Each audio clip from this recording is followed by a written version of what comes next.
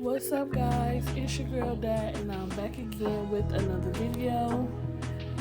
Before we get into the video, guys, make sure you are subscribed to my channel. I'll be doing 2 giveaways, cash giveaways, so you don't want to miss that.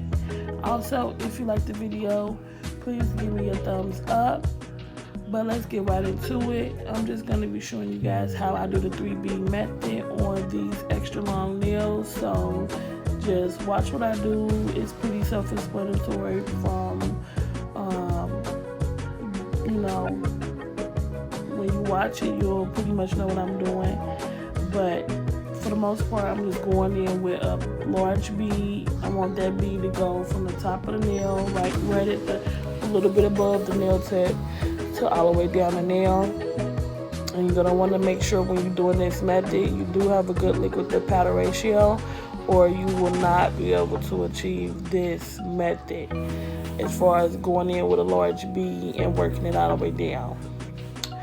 So once you get that first bead down, then you go in with a smaller bead and lay it right on top of that bead that you just put down.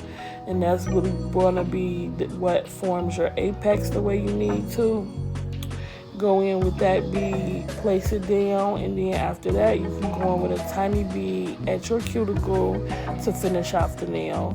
And that's how I do the 3B method, guys. Nothing complicated.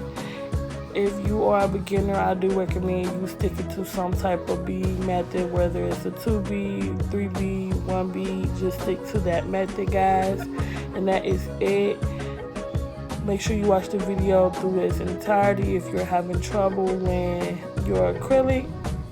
And when it comes to laying big beads, you want to use a big brush. I'm using like a size 14 brush, and I'm able to pick up big beads, but you can also pick up small beads when needed. So that's it, guys. Thanks for watching, and I'll catch you guys in my next video. Bye.